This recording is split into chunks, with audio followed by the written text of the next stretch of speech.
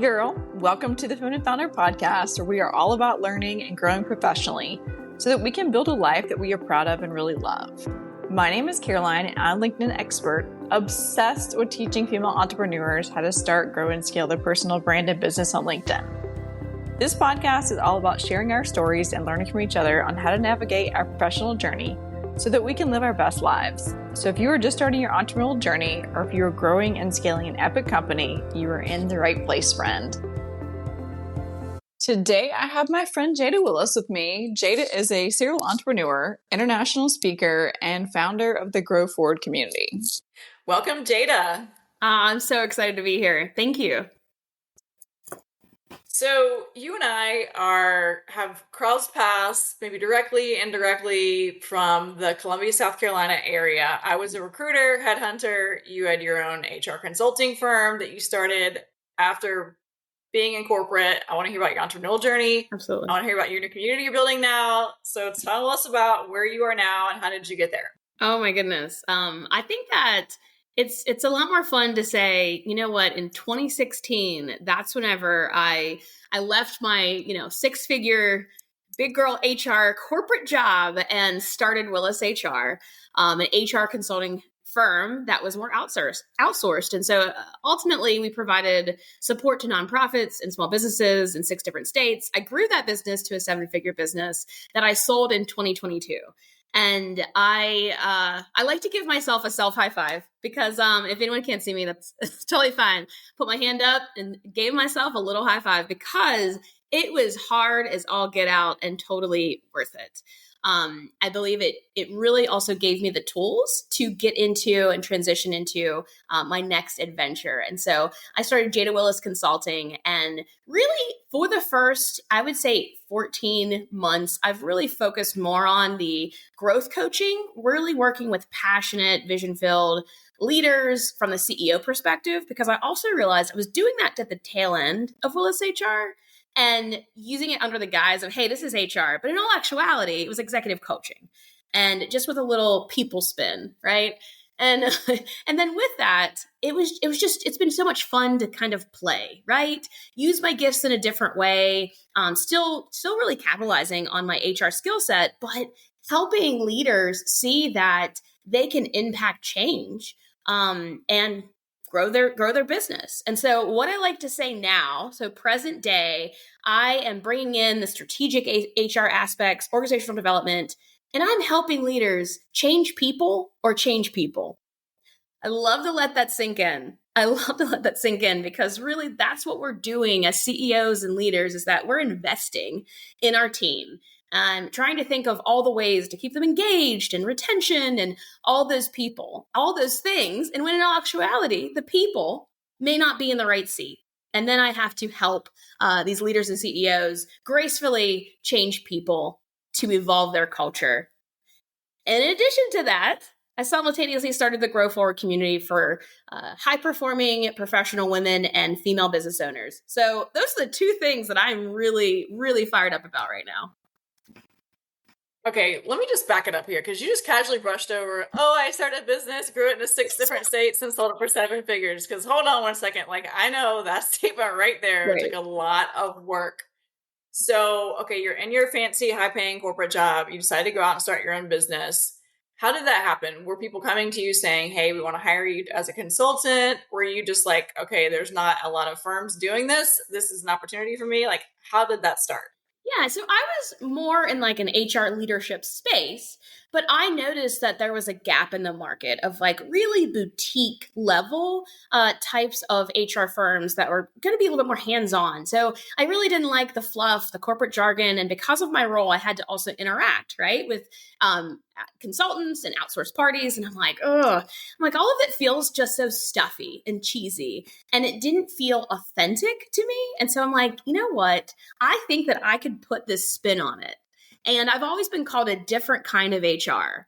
And, I've been in HR for 20 years, even started whenever I was 15 years old. And so I'm like, let me bring a different flavor to HR consulting for small businesses and nonprofits. Because, God knows that there is definitely a gap there still in the market of really helping small businesses, again, and nonprofits with talent structure, workforce strategies and everything else in between. And so I just said, you know what, it's time. So I gave my organization a 3-month very serious notice. I actually told my manager director a year previous, and I was like, hey, I'm going to be doing this.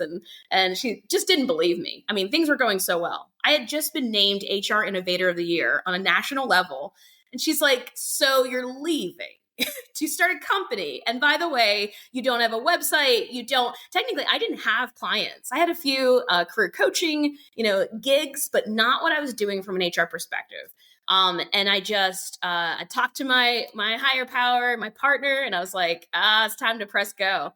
And so I left. My last day was, April 18th.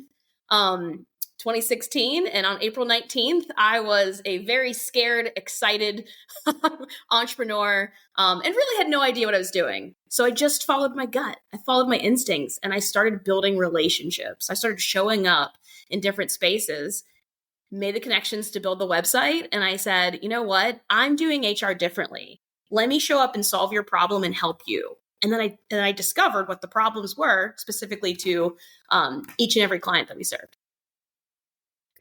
And then you scaled to 6 different states. I mean, that is huge. Like, how did you do that? Did you have the people supporting you so the machine could run behind you? Like, tell me all the things. Anyone that's listening that's a business owner know that it's an ebb and flow. Some days it's 3 steps forward and the next day it could be 5 steps back or 2 steps back. So I had a team. I grew to a team of 10, and that was a mixture of the operational administrative support and also HRs, multiple HRs that I supported. But really how I did it was through a great deal of speaking engagements. It was unpaid and paid speaking engagements. I also hosted webinars. We had a fantastic podcast, HR After Dark, solving the people problems that keep you up at night. And as you know, podcasting is so valuable and such a lucrative thing when you're trying to expand your network and expand your brand. So it was less of the social media and more of just the reach outs when it comes to sharing knowledge and sharing information. So then it was referral based. I love the fact, and I built a internal system to nurture referrals, to reward our clients, and also ask for referrals, ask for the introduction, ask for the invite. And guess what? They were pretty happy to do so because they also could say, oh my goodness, they have fixed so many problems, but this is where we are now, right? Like we're no longer that broke down organization and struggling to find people, so on and so forth. So now I get to tell my story and give a referral. It's neat. I love that. You make HR so approachable because a lot of times people are like so scared of HR. They're like, oh, HR's coming. They assume the worst. But I love that you made it more approachable and you put your own spin on that. And obviously worked out really well for you because you've now sold that business and moved on to 2 others. That's right. It worked out pretty well. What's been your biggest challenge as an entrepreneur? Oh my goodness. Just one? We're going to have to list this in like 15, and this needs to be like a 2-day workshop report, okay? No, it can be very challenging. I think it's sometimes the pressure that we put on ourselves, because usually if you're an entrepreneur, you're very ambitious and hardworking and visionaries and all of this. So many ideas, so little time. But I don't know about you, but I am that high achiever that says, you know what, you could be doing this better, faster, stronger. So I have had to do a great deal of work on self-leadership and my inner critic and all the mind chatter, and really understand what grace is. The same grace that I would extend to someone else or even my client is the grace that I'm extending to myself these days. And I also switched gears a good bit. So for instance, when I was running Willis HR, up until I would say the very end, I believed in the hustle culture. I believed the hype of like, hey, you got to like work 15, 18, 20-hour days. I look at like memes back into my phone of like what I would share. And I'm like, oh, I do not agree with that now. Like no, that's not at all the case. And we were just talking about scarcity mindset yesterday, that someone believes you have to hustle for your worth. right? That money, working and earning money is hard. I don't believe that. I switched very much into a growth and abundance mindset. And there are seasons of hard work and there are seasons, whatever that means to you, right? But I really believe that we can design our businesses to our zones of genius and the talent that we have. I went on a little soapbox there, so I'm going to pause. No, I love that you went there because I preach about that all the time, specifically on LinkedIn, about what you're putting out there, what people are seeing, the energy. There's a million LinkedIn agencies people can go to, but there's a reason my clients choose me. Right. Same with you for HR and workplace culture. That's right. So I had the opportunity to speak to your Grow Forward group last night, and I appreciated it. And I did. I felt the magic in the room. So you're attracting the right people, and I think it's really cool what you're doing. I want to dig more into that. Like, what prompted you to start that, and why is it important to get in those rooms? Yeah, the reason why I started the Grow Forward community is a multi-prong is what I call it. I was going through divorce prior to selling my business. And I actually connected 4 friends together that are, when I tell you, so different. One is so heavily involved in her church and very, very high up. And the other one curses like a sailor. And when I tell you, these are 4 different women that I just felt completely comfortable to be messy with. And so I put these folks together, but what was so neat is that, yes, they're of course supporting me through a very difficult time, but I watched how these very different women, now all professionals, all high performing, then started supporting each other personally, professionally. I mean, a couple have been turned into business references for each other, sent clients. Like, it is actually, I was like, we created our little pod community based off of crisis, right? I was in a crisis. And then simultaneously, whenever I was growing the business, I like to share a fact that is an unpopular maybe idea or opinion, is that in growing my 7-figure HR firm, I never once joined a chamber. Didn't do it. I think that there's value. There is value. I'm not telling you not to join a chamber and then you're going to reach this massive amount of success. No. But I was very strategic in building a relational based business approach and sales approach in business development. And so I say that to say, when I would attend networking events, it felt so like transactional. And I'm like, I hate small talk. I'm like, I want to get deep and weird quick. Like, I don't want to know about the weather or, anything of that nature. And so I saw that there was a gap. Like, there is a gap of the kind of networking events where you want to feel comfortable, that you don't want to overly drink because you're uncomfortable, or, you don't know anyone. So you're not going to attend. So what I did was combine, I'm like thinking through this. Okay, I have the crisis crew. I see that there's a gap from a business development perspective. And I noticed that women also need a different kind of professional development. So I was like, you know what? I know it's going to solve 3 different problems, but this is going to be the community for high-performing, growth-minded professional women and female business owners, because we are all looking for that safe place where we can be a bit messy, but also, guess what? Learn new skills, expand our network, grow our business. And that's what we do at the Grow Forward community. I love that. And so you guys tell me about the setup. You have live events, virtual events. Tell me all the things. Yeah. First things first, there's a way that you have to, from a community perspective. So I did a lot of research. I did something kind of strange. I actually did an analysis of cults, sororities, and megachurches. And I said, all right, if you think about it, it's massive amounts of people. There's usually one figurehead there from a founder perspective. This is so weird. So, and I looked at it and I was like, okay, so how are we going to make this successful? Because I want it to be contagious, right? And so the thought is, we have to keep engaged. We have to keep communication. So we have an app, we have an online platform where I set up different discussion tabs, basically, if you'd like break rooms, if you will. And we're talking about the mom support group. We have cultivate conversations, celebrating your wins. So the things to help us support on an ongoing basis.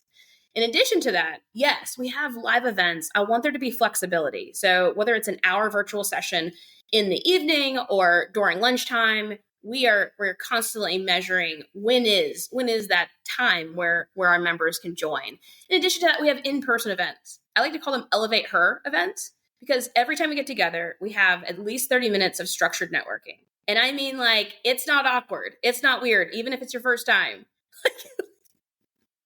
our members and guests always say, oh my goodness, like I'm so comfortable and I'm an introvert. And I actually learned how to network, how to connect with another human. And we're following up next week, followed by some sort of professional development. Example, next week we have negotiating and navigating your self-worth. Sorry, your financial worth. Self-worth is a little bit yesterday. So negotiating and navigating your financial worth with a fractional CFO. So we bring in those guest speakers, we bring in those experts, and we make sure that we really, provide the programming that that makes sense for high-performing women and business owners. I love that. And I'm with you. I am not a chamber fan. If you are listening to this and are, that's fine. I'm not saying it's not a good place to be, but I'm with you. Like, I don't want to talk about the weather or small talk or like Susie Q's soccer game. Like, no, like what's working for you in your business? Like right now, I want to know, like, I'm watching you, I'm seeing what you're doing. Like, tell me other things. That's right. We're busy people. Why am I going to, like, you have even 30 minutes to drop in, right? Like you have to, check your box before you do have to pick up the kids or do have to walk your dog. You have 30 minutes. Okay. Like let's make this valuable for everyone there. Let's take a quick break. For those of you that didn't know, I recently launched a digital marketing agency specifically tailored to help you grow your personal brand and business on LinkedIn. My digital marketing service is a white glove, done for you solution, which means I'll be fully supporting your growth on LinkedIn. Services include creating custom content for you, coming up with a LinkedIn strategy, engagement, direct messaging management, and customer acquisition targeting. So if you're interested in learning more, send me a direct message on LinkedIn. I'd love to learn more about you and how I can best support you. Okay, so switching gears, I want to talk about something that you and I both are passionate about, which is the workplace culture piece. And so I know you worked with a lot of companies about this. And as a former recruiter, workplace culture makes or break whether or not you retain your employees. So talk to me about that. All starts at the top and the leadership, either the founder or the C-suite or whatever that looks like.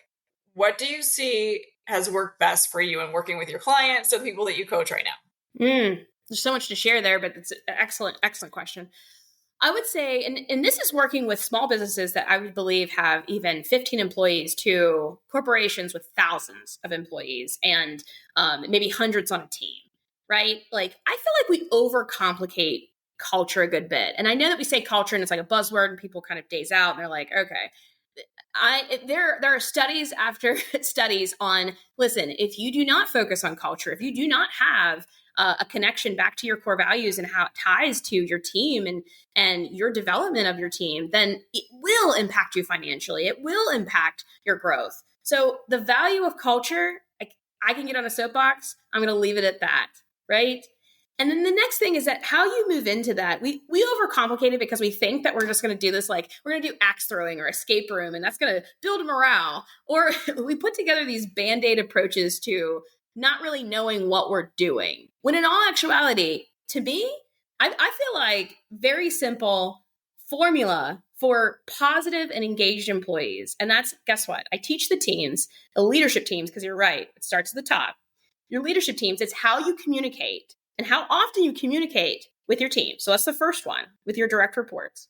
And there are some other systems there and templates. The second thing is all about appreciation. Learn how to appreciate your employees on an individual level. I love appreciation languages in the workplace. It's one of my favorite assessments. It's one of my favorite things to give your direct employees, direct reports. And the last thing is help your employees make an impact based off of their zones of genius.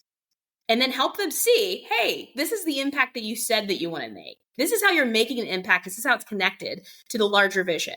Oh my goodness, I promise you, those three things, you're going to cultivate people that will follow you into battle. It won't even make sense, but they're loyal to you. They're loyal to the organization.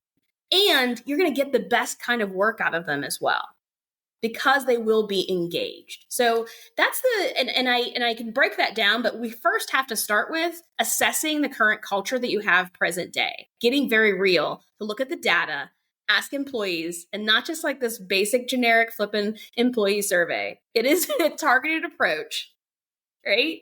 And it's multiple ways because people process things differently. Some employees want time to think about it and process, and some employees want to tell you immediately what's going on. And so you really have to design that feedback structure, get the data, and then we create the plan. But if we just use even that formula, we're going to get to some good stuff.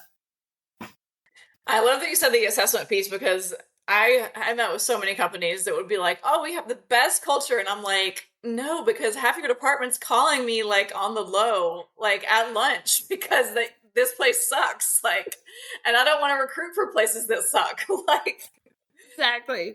Do you know what I got to a place. What's that? I can tell you what I compare that to. Whenever I meet a leader, I actually had breakfast with a leader in the last few months, and he said to me, "Oh, I have the best culture." And I went, "Oh, it's pretty bad." So I already know, if you're telling me you have the best culture, whew, okay. I said, this is my response. If I would go up and interview employees, what exactly would they say about your culture? And it was like a moment of, oh, well, we have to ask them. Yeah, I think so. So this is what I say about that. It's like an employee when you're interviewing. I don't know if you feel this way. It's like, I hate drama. And I'm like, okay. So, but if you're saying that, if you're already positioning, I get a little worried. I'd like to look under the hood. So tell me what you think about that. It's so funny because companies think when they put together these teams or these high performing, whatever, fill in the blank, they forget that like the top people are getting poached at all times. Like if you've got high performers, you better guarantee there's recruiters in their inbox and they're getting recruited to go work for other places. And the main thing that's going to make them stay is the culture piece and it's the money piece. Yep. You've got to have both. I do agree. Do you agree? Especially, right? We see the prices of bread and eggs, all right? Like, so let's we need to take care of our employees so that it's not, the Maslow's hierarchy needs where they're worrying about their overall survival. They want to be compensated fairly. And then in addition to that, they want to feel good about the work they do. I don't think an employee wakes up and says, you know what, I want to be a sucky employee today. Just not what happens. So what is lighting you up with some of the clients that you're working with right now?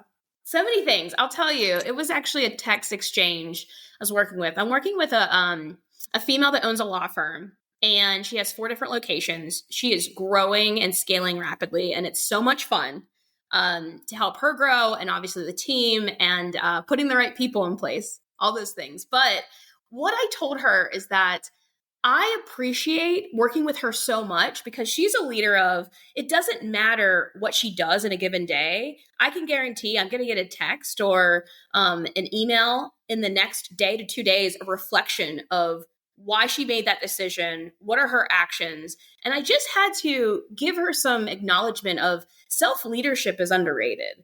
Like we got to be intentional and be a bit more conscious in our living and our actions and our behavior, because that's the energy that we're putting out to our team and our clients. But she is so focused on, and it's not like a worrisome focus. It's more of like, why did I do that? How does that relate to my goals? And it's very intentional. So that's fun for me to see. But what was really cool was that she said, well, guess who helped me do that? I was like, oh, I thought this was natural. But in our time together, it's really neat to see that every CEO, every business owner needs that CEO coach, that CEO mentor, because the accountability, it's so needed. And it's so lonely in those roles where no one really understands what you're going through. And I think it's kind of a neat experience to be both HR professional, business owner, and wear that hat so I can support the clients that are also growing and scaling. And so, it's lighting me up to see their wins, right? And to see that if you just put in the work, if you focus on the right intentions, the quarterly goals, then it will pay off whenever you are, again, leading from a conscious mindset. I love that. So how can our listeners find you? Yeah, I am so excited to share that we just did a refresh to my website. So I want you to visit jadawillis.com. I think that's the best way. And I would be remiss if I didn't say LinkedIn. please. It's Jada Willis Consulting. But just type in Jada Willis. I promise you're gonna see this face right here. I love that you did the LinkedIn drop, by the way. First. The best way. Thank you so much. Thank you so much for being here. Thank you so much. This was an honor and a privilege. Appreciate you.